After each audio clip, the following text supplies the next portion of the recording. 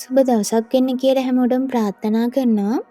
අදත් ඔයාලා එකතු වෙලා ඉන්නේ සුවරහස් YouTube නාලිකාවත් එක්ක. අද අපි කතා කරන්නේ ආතරයිටිස් රෝගයට සුදුසු ආහාර පිළිබඳව. මුලින්ම සාමාන්‍ය ආතරයිටිස් ලක්ෂණ මොනවද කියලා බලලා ඉමු. ශරීරයේ උණ ගතිය, ආහාර අරුචිය, අධික පිපාසය, අලස බව, අංගපසංග බර ගතිය හා අත්පා ඉදිමීම ප්‍රධාන වශයෙන් හඳුන්වන්න පුළුවන්.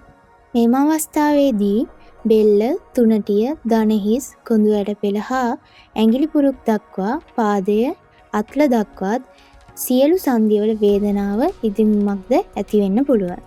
ඉතින් මෙම තත්ත්වයන් ප්‍රතිකාර නොකිරීමෙන් මෙම ලක්ෂණ වර්ධනය වෙන්න පුළුවන්.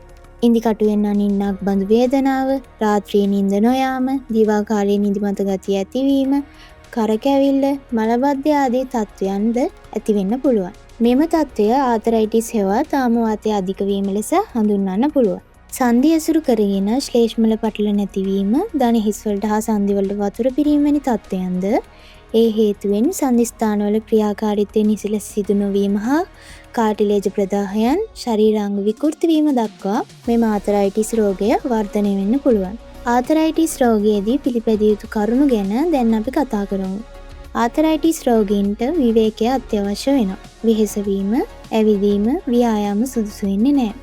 ඒ වගේම මුදවපු කිරි, මස්, මාළු, බිත්තර, කොස්, දෙල්, උඳු, කඩල, කව්පි වැනි පිටිබහුල ආහාර වර්ගත් කෑමට සුදුසු වෙන්නේ නැහැ. එමෙන්ම නිවිති, කංගුම්, කතුරු මුරුංගා, බම්බඩු, මෑ වැනි දිරවීමට අපහසු ආහාරත් සුදුසු වෙන්නේ නැහැ.